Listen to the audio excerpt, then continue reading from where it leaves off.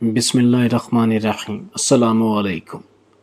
ایک دفعہ نواب اکبر بگٹی کے بیٹے طلال بگٹی نے بلوچستان کے ایک مکینک ذریعہ بلوچ کو غصے میں آ کر 2-3 تھپڑ مار دیے، جس کے جواب میں یہ مکینک خاموش ہو گیا۔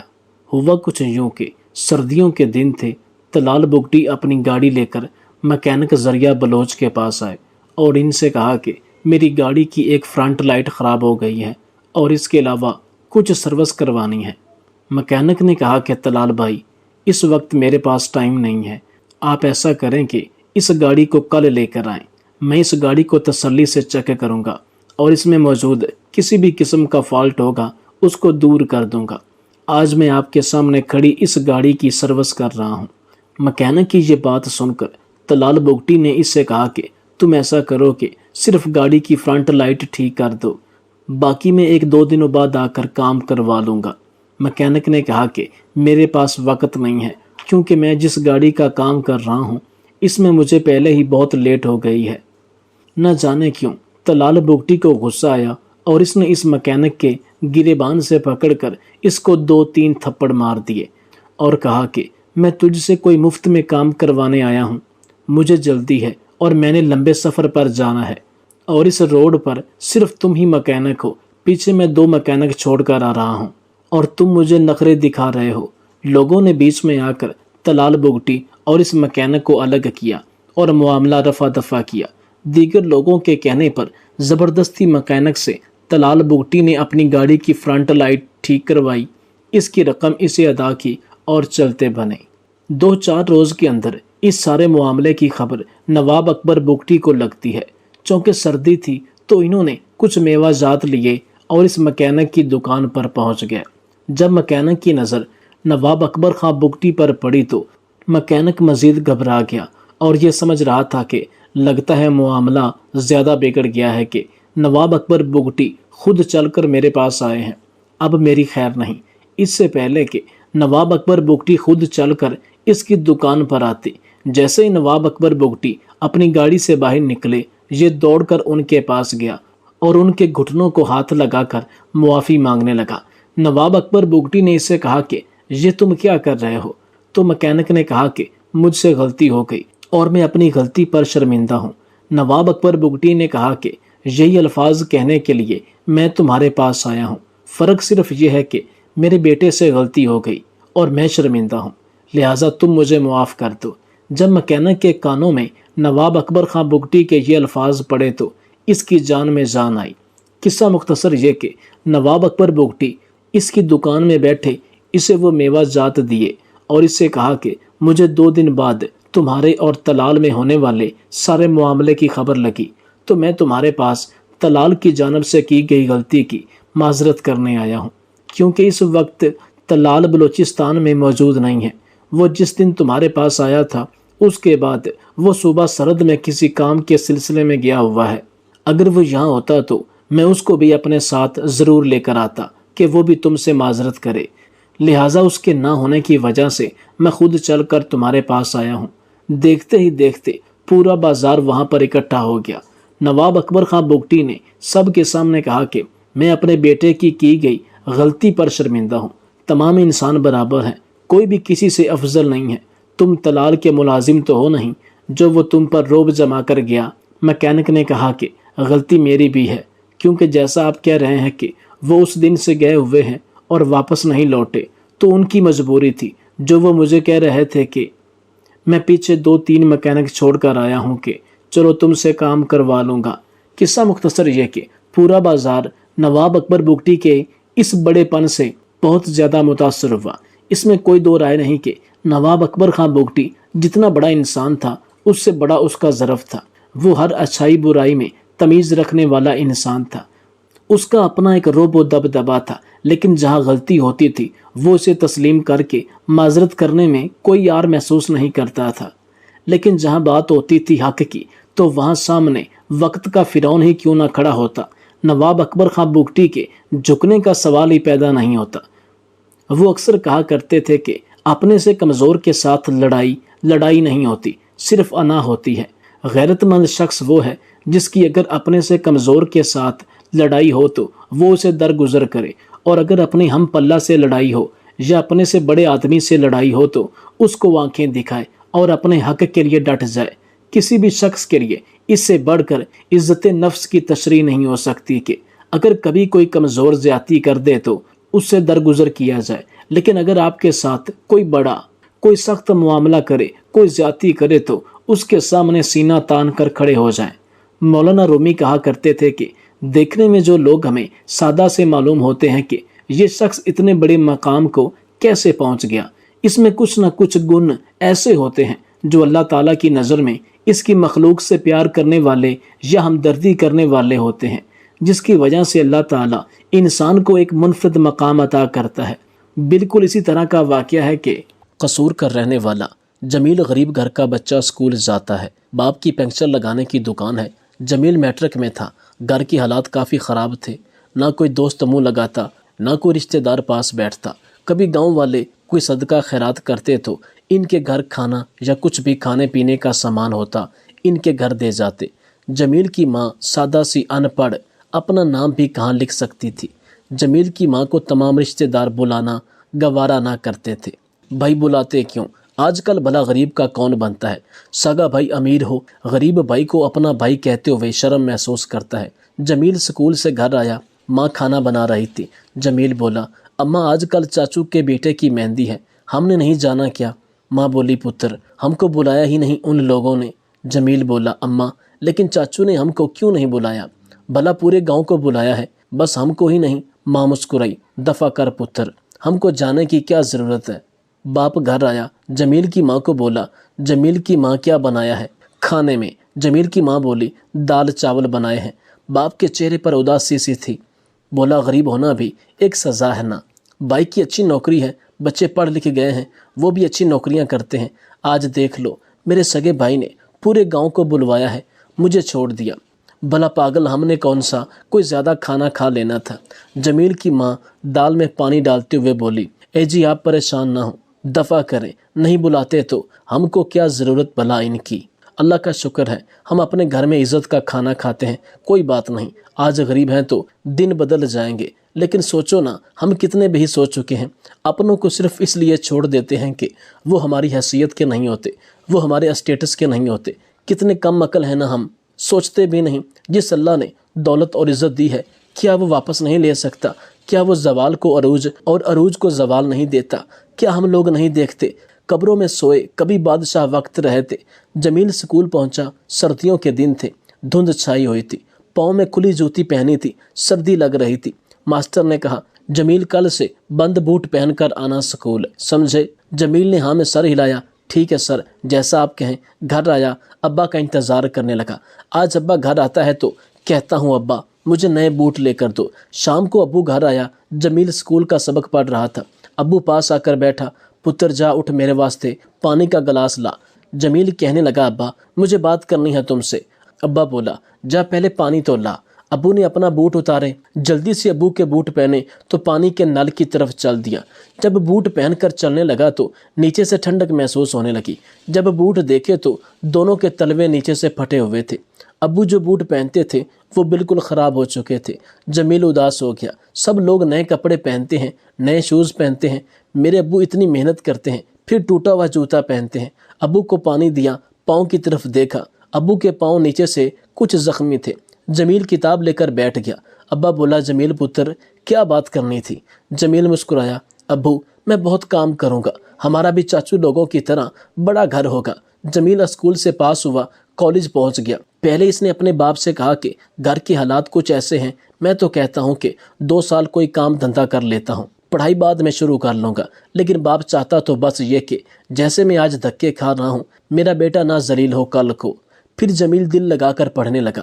لیکن کہتے ہیں نا، کسی کو برباد کرنا ہو یا تو اس سے محبت کر کے بے وفا ہو جاؤ یا نشے پہ لگا دو۔ وہ نشہ، شراب، چرس یا کوئی بھی برا نشہ نہیں کرتا تھا۔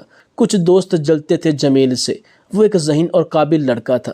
پھر دوست اسے کہتے، جمیل لے یار سگریٹ پی۔ جمیل کچھ دن تو انکار کرتا رہا، لیکن نادانی میں دوست مجبور کر دیتے۔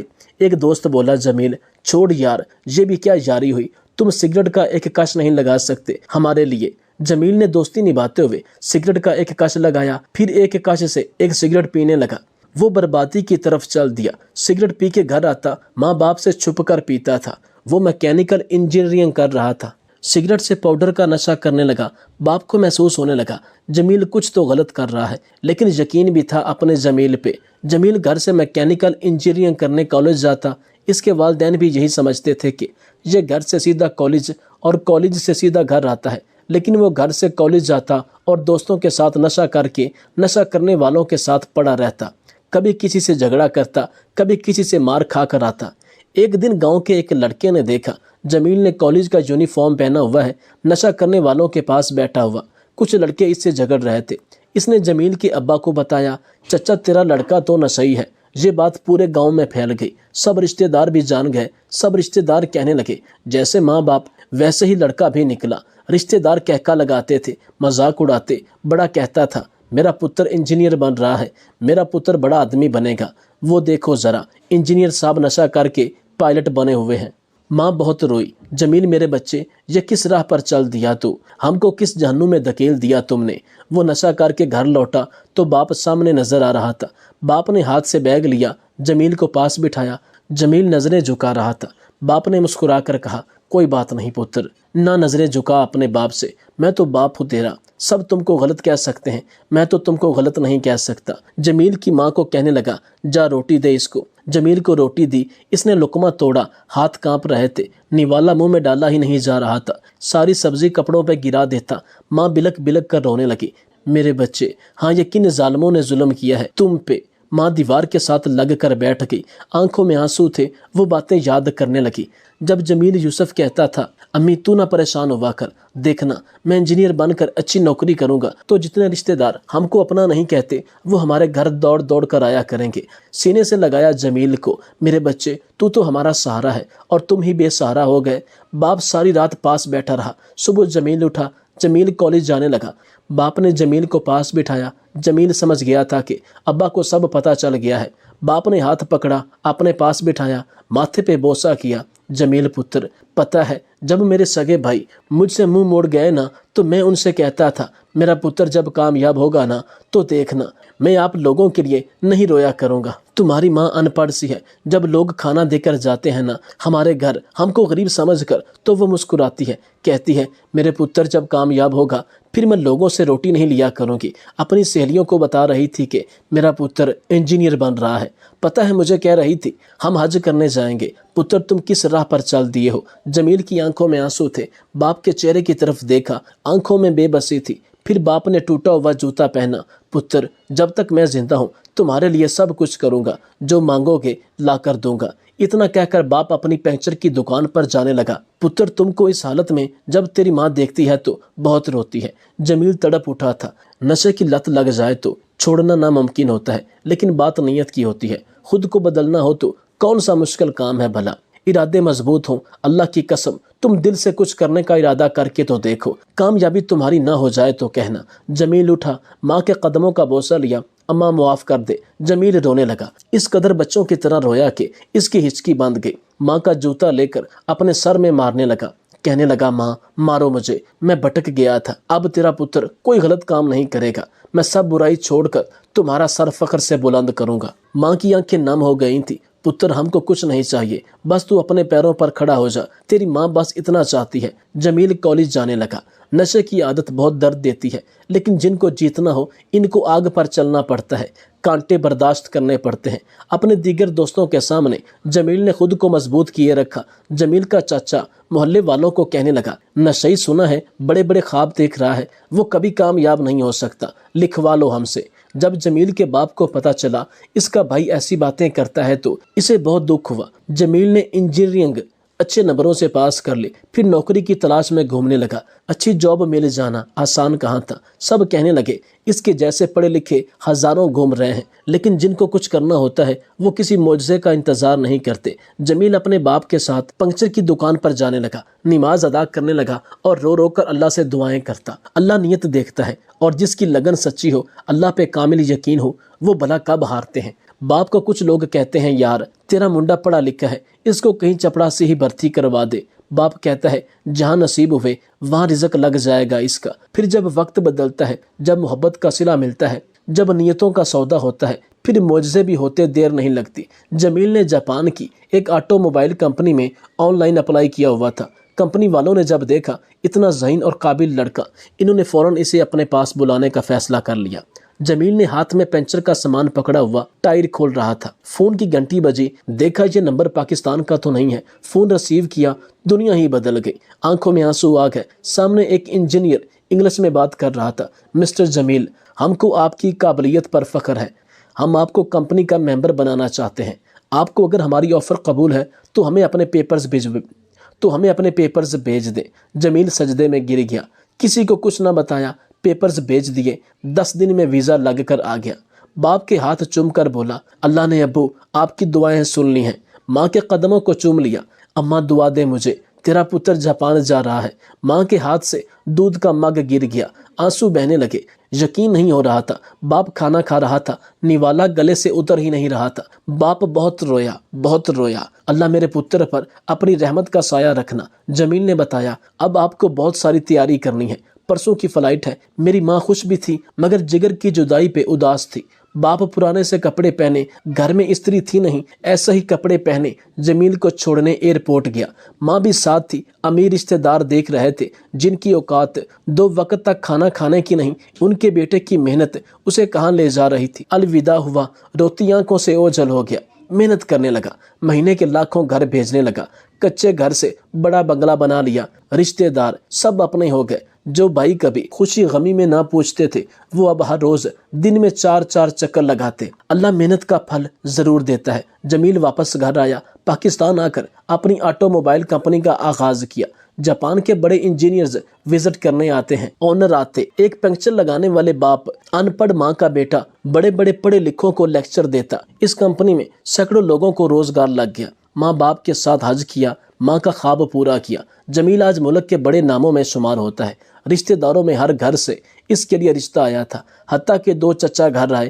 انہوں نے گھر آ کر اسے رشتے کی آفر کی لیکن اس نے انکار کر دیا۔ فرانس میں پڑھی لکھی ایک لڑکی سے شادی کی جو ماں مہینہ بھر دال پکاتی تھی، جس ماں کو سب رشتہ دار جاہل کہتے تھے، جو ماں عید پہ بھی پرانے کپڑے پہنتی تھی، جو باپ پنکچر لگا کر رات کو 100 کماتا تھا۔ ان کے گھر آج ملازم کام کرتے تھے، ہر روز ایک سے بڑھ کر ایک کھانا بنتا تھا، لیکن باپ نے وہ پھٹے ہوئے جوتے سنبھال کر رکھے ہوئے تھے، اوقات یاد رکھی تھی۔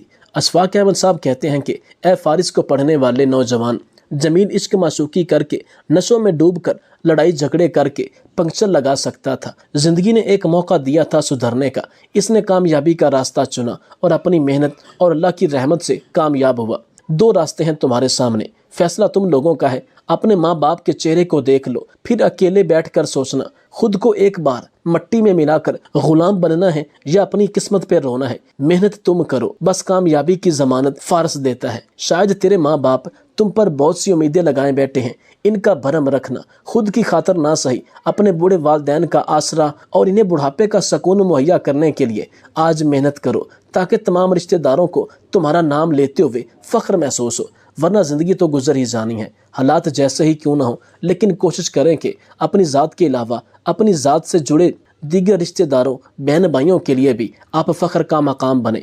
بدقسمتی سے ہمارے معاشرے میں یہ عنصر پایا جاتا ہے کہ جس کے پاس 4 پیسے ہیں وہی عظیم انسان ہے۔